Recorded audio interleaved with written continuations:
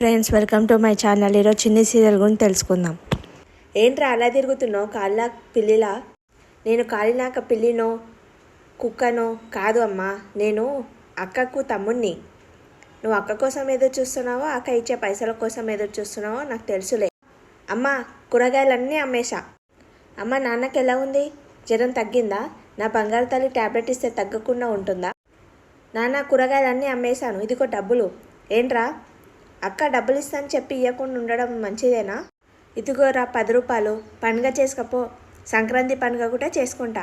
అమ్మాయి ఊరంతా కూరగాయలు అమ్మేసి వచ్చినట్లుంది, ఆకలవుతున్నట్లు. పోయి వంట వండుపో. ఏం తింటావమ్మా? ఏదన్నా ఉండమ్మా, ఒక పట్టు పట్టాలి. ఏంట్రా అలా చూస్తున్నావు? అదృష్టం అంటే నీదే అక్క, పెట్టి పుట్టావు. నాన్న నీకు అలా గోడు ముద్దలు పెడుతుంటే, అమ్మ అలా విసురుతుంటే దేనికైనా పెట్టి పుట్టాలి. వచ్చే జన్మలో అబ్బాయిలా అస్సలు పుట్టాను, అమ్మాయిలాగానే నీలాగా పుడతా. అమ్మా నాన్నతో సేవలు చేసుకుంటానోయ్. మరీ అలా కులుకోవద్దురా. తను ఆడపిల్లరా, ఎంతకాలం ఉంటుంది మన ఇంట్లో? రేపు అత్తవారింటికి పెళ్లి చేసి పంపించేవరకు కదా ఈ ముచ్చట్లు.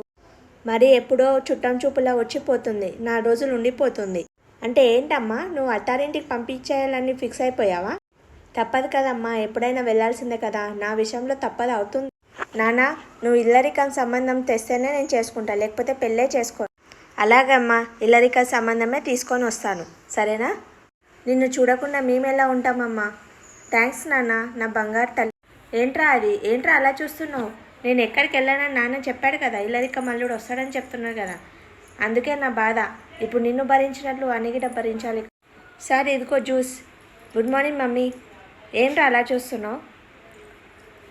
జ్యూస్లో ఈగ పడిందని కూడా తెలీదా? ఏదో పొరపాటుగా జరిగిండొచ్చు. నీ విషయంలో పొరపాటు జరగొద్దు. వరుణ్, వీడిని ఇమీడియట్గా జాబ్ నుంచి తీసే. వాడు చేసిన తప్పుకి నువ్వెందుకు సారీ చెప్తున్నావు మమ్మీ? వాడిని జాయిన్ చేసుకుంది నేనే కదా, అందుకని నాదే తప్పు. It's okay mummy. శ్రీయ కాలేజ్లోనే నిన్ను జాయిన్ చేశాం. నువ్వు ఎంటెక్ కంప్లీట్ చేయాలి. ఎంటెక్ నేను వచ్చిన పని, నువ్వు ఏ పని మీద వచ్చినా కానీ నువ్వు ఎంటెక్ కంప్లీట్ చేయాలి. నా కోసం చేయి నాన్న. సరే మమ్మీ, నీ కోసం ఏమైనా చేస్తాను. ఏం బాలేదు. నా కొడుకు హీరోలా ఉంటాడు. నీ కూతురు పుట్టగానే ఇంటి కోడలు అయిపోయింది వసంత. శ్రేయ మా కోడలు కాదు, మా కూతురు లాంటిది. పెళ్ళయ్యాక అత్తారింటికి వస్తారు, కానీ శ్రేయ మాత్రం ముందే అత్తారింటికి వచ్చేసింది. థ్యాంక్స్ వదినా, థ్యాంక్స్ వెరీ మచ్. నా మొగుడు కొడుతుండని ఇంటికి తీసుకొచ్చి నన్ను నాకు పిల్లలని మంచి పెంచావు. నీ కొడుకులా సమానంగానే మా పిల్లని పెంచావు. మళ్ళీ నా కూతుర్ని నీ కోళ్ళని చేసుకుంటానన్నావు. నువ్వెంత మంచిదాన్ని వదినా. ఏంటి అంత టెన్షన్గా ఉన్నారు? ఈ చెంటిగారు తప్పాడంటే ఒక అర్థం ఉంటుంది, కానీ అక్క చదువుల తల్లి, తను ఎప్పటికీ రాదు. ఆమె ఫస్ట్ ర్యాంక్ వస్తుంది. నీ అక్కోయ్, నువ్వు ఫస్ట్ ర్యాంక్ వస్తే నాకు 100 ఐస్ క్రీమ్లు కొనిపెట్టాలి. సరే నాన్న, మంచి ర్యాంక్ వచ్చింది నాన్న. నాకు తెలుసు తల్లి, నా బంగారు తల్లికి మంచి ర్యాంక్ వస్తుందని. నాన్న, మనం పార్టీ చేసుకోలే కదా, అక్క పాస్ అయిందని. చికెన్ తీసుకొస్తాను, పైసలు 200. మా నాన్న బంగారం. ఏం తల్లి, ఏం చూస్తున్నావు? ఏ కాలేజ్లో సీట్ వచ్చిందని చూస్తున్నా. రాజమండ్రిలో ఉన్న టాప్ కాలేజ్లో నాకు సీట్ వచ్చిందమ్మా. ఏంటమ్మా అలా ఉన్నారు? నెంబర్ 1 కాలేజ్లో నాకు సీట్ వచ్చిందని ఆనందంగా ఉండాలి, కానీ ఇలా ఉన్నారేంటి? వద్దమ్మా, నువ్వు కాలేజ్కి వెళ్ళొద్దు. నువ్వు రాజమండ్రికి వెళ్ళొద్దని కావేరి ఆ కాలేజ్ వద్దులే అమ్మా, వేరే కాలేజ్కి వెళ్దు. ఎంత ఖర్చు అయినా పర్లేదు, నేను భరిస్తాను. లేదు నాన్న, నేను అదే కాలేజ్లో చదవాలి. నేను గతాన్ని గుర్తు చేసుకోవడానికో గతాన్ని మర్చిపోవడానికో కాదు నాన్న. వెళ్తాను అనట్లేదు నాన్న, నా ఫ్యూచర్ బాగుంటుంది. ఆ కాలేజ్ నెంబర్ 1 కాలేజ్, అందుకని నాన్న. ఆ ఊరు నుంచి తలుచుకుంటేనే నాకు కాలు చేతులు ఆడట్లేదు. నాకు అర్థమైంది నాన్న, మీరు అనుకున్నట్టుగా ఏం జరగదు.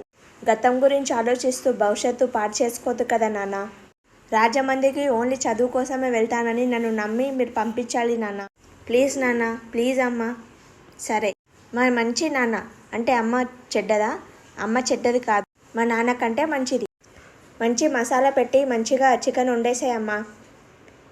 అక్క తొందరగా ఎంటెక్ అయిపోయి మంచి జాబ్ చేసి, మంచిగా సాఫ్ట్వేర్ జాబ్ చేసి, తను మనకు ఒక కార్ తీసుకొస్తే నేను ఫ్రంట్ సీట్లో ఉంటాను, అమ్మ నాన్న బ్యాక్ సీట్లో ఉంటాను. మరి నువ్వు డిక్కీలో నీ బాబుగాడి ఇల్లు అనుకుంటున్నావా? కచ్చరేస్తున్నావు.